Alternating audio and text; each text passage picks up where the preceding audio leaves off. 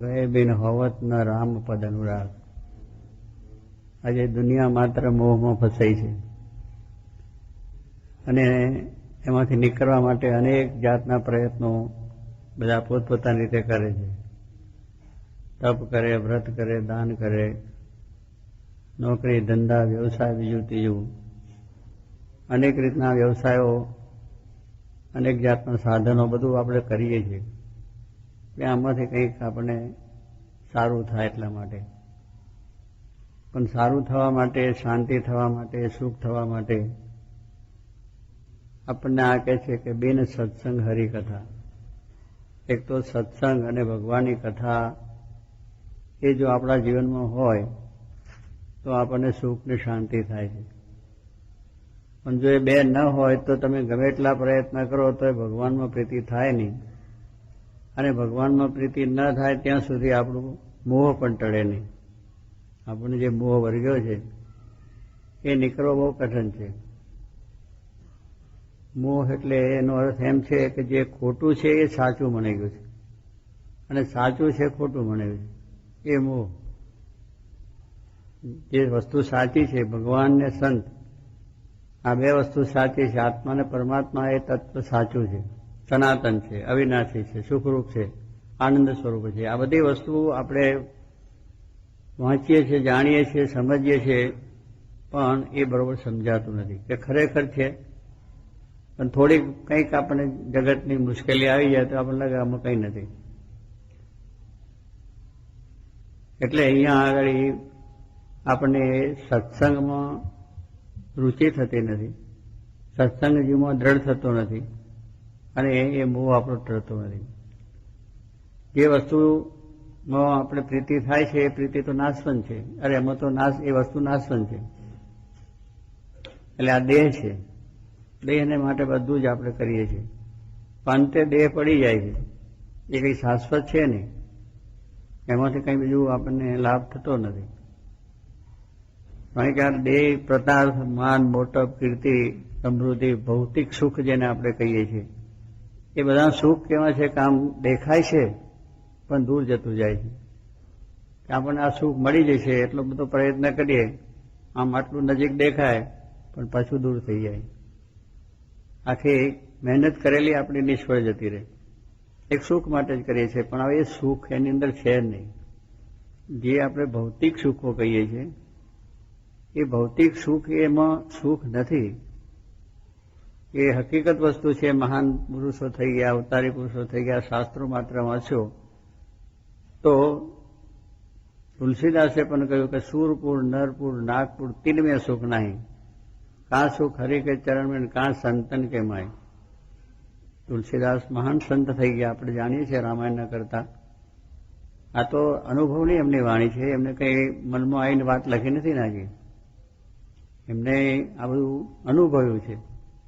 આપણને લાગે કે આવા માણસો બોલી જાય, એને ક્યાં સંસારનો અનુભવ છે, એને ક્યાં આ દુનિયાની ખબર છે કે આ દુનિયાનું સુખ કેવું છે, દુનિયાનો કેવો લાભ છે, કેવું નવું નવું જોવાનું, સમજવાનું, માનવાનું બધું છે.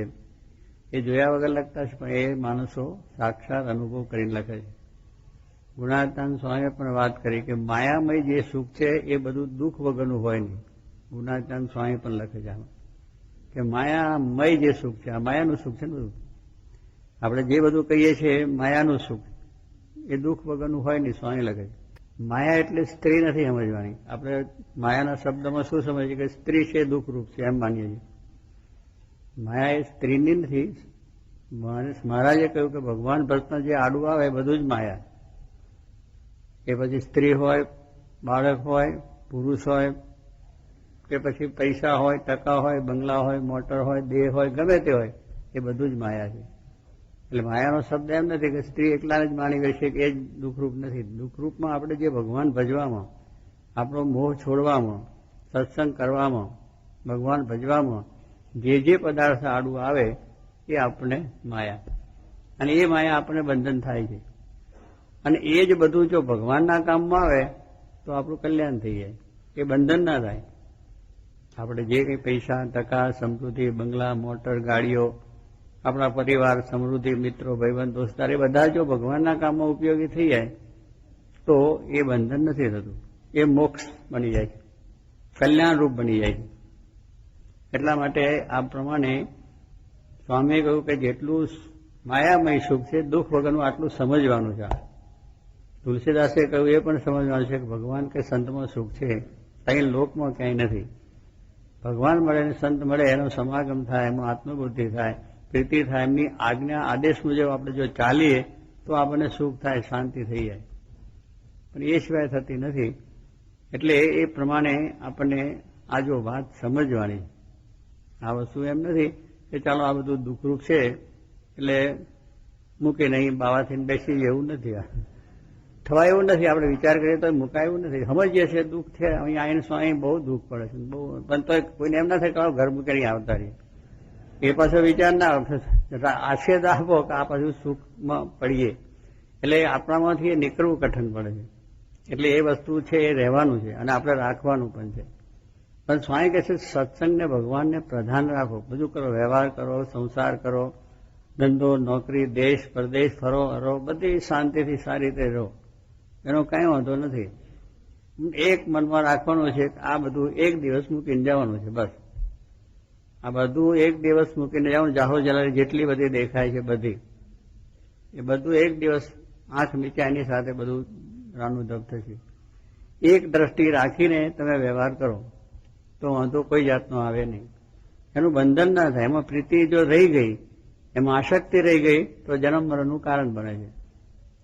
એટલે સ્વામી કહે છે એને આમ સમજણપૂર્વક તમે કરો. જનક રાજા આખું રાજ કરતા હતા, પણ એને રાજની અંદરનું કોઈ બંધન થયું. એનું કારણ શું? કે અષ્ટાવક્ર ઋષિ એને ગુરુ મળ્યા. એવા શ્રોત્રિય બ્રહ્મનિષ્ઠ પુરુષ હતા અને એના વચનમાં એને વિશ્વાસ હતો. એને રાજાને કહ્યું કે રાજા, આ સંસાર એક સ્વપ્ન છે, આ સંસાર બધું એક સ્વપ્ન છે એમ સમજતું. એટલે સ્વપ્નો આવે અને સ્વપ્નમાં બધું દેખીએ છીએ આપણે, અને ઘણી સમૃદ્ધિ પણ દેખાય, ઘણો લાભે મળી જાય આપણને. ઓહો, મોટી સંપત્તિ પણ મળી જાય, મોટું રાજ પણ મળી જાય, અને બીજું દુઃખ પણ ઘણી વખત આવી જાય. એવું બધું વિચિત્ર દેખાય. પણ જાગીએ તારે સુખે નથી ને દુઃખે નથી. જાગીએ તારે તો જ્યાં પલંગમાં હુતા ત્યાંના ત્યાં જ હોય, પછી કઈ છે બીજું કઈ? જ્યાં હુતા ત્યાંના ત્યાં જાગીએ તારે હોય. એટલે સ્વપ્નમાં જોયેલી સમૃદ્ધિ એ સાચી નથી. એમ એને રાજાને કહ્યું કે રાજા, આ તારું એક સ્વપ્ન છે, 50, 60, 70, 80, 100 વર્ષનું. જે સ્વપ્ન સમજી લે. આપણું આયુ 100 વર્ષનું છે છેલ્લું કળિયુગમાં. કોક વળી વધારે સેન્ચુરી મારે ખરા, આગળ જાય છે. ઘણા પાછા ભાગ્યશાળી હોય ને એટલે સેન્ચુરી મારી બંધે. પણ કહેવાનું શું છે કે એટલા આપણે વર્ષો એની અંદર પણ આપણું એક સ્વપ્ન છે. એમ આયુષ્ય આપણું જેટલું હોય એટલું, પણ પેલું 5 મિનિટનું હોય કે 2 મિનિટનું હોય કે 10 મિનિટનું, પણ એટલું સ્વપ્ન છે. જાગ્ય તાર બધું ત્યાં આગળ દેખાતું નથી, એટલે ખોટું છે. એમ આ છે એ પણ આપણે એમાં સમજવાનું છે કે આપણે કંઈ સાથે કશું જ આવવાનું નથી. બધું મૂકીને ગયા, આપણા બાપ દાદાઓ ગઈને આપણે જવાના. એટલી એક સમજણ કરવાની વસ્તુ છે. એટલે એને મુકતા વાર ના લાગે. કંઈક આપણે સત્સંગ કરવો હોય, ભજન કરવું હોય, કીર્તન કરવું હોય, કે જે કંઈ આપણે કાર્ય કરવું તેને મુકતા વાર લાગે નહીં. લગન જો એમાં આપણે મોહ વળગી રહ્યો તો મુકતા વાર લાગે. કે સત્સંગમાં આવજો તો મારે કામ છે, મારો ધંધો છે, મારો બિઝનેસ છે, મારા આ કામ છે, ફલાણું કામ છે, તો વચમાં આડું આવ્યું કે ના આવ્યું. દેહ છે એ પણ બધે દુનિયા માત્રમાં આટા મારી આવ્યો, અહીંયા આવે ત્યારે તો મારું દેહ જરા કામ કરે એવું નથી, તબિયત નરમ થઈ ગઈ. પણ સ્વામી કહે છે બધા આખા બજારમાં બધે ફરી આવે ને, ઓફિસે જે આવે અહીંયા શું, પણ એ દેહ આડું આવ્યું. એટલે એ શું છે કે આપણને વચ્ચે નડે છે. ભગવાન ભજવામાં આડું આવ્યું એટલે માયા થઈ. પણ સ્વામી કહે છે જો એને વધારે દુનિયામાં લાભ થવાનો હોય, સારામાં સારો લાભ થવાનો હોય, અને ગમે એવો જરા શરીરમાં તકલીફ થઈ હોય, તોય પણ વહેલો જઈને કલાક બે હે, કરોડ રૂપિયાનો ફાયદો થવાનો હોય, કંઈ અધિકારનો સારો ફાયદો થવાનો હોય, બીજી રીતે કંઈ પણ આપણે ફાયદો થઈ જતો હોય.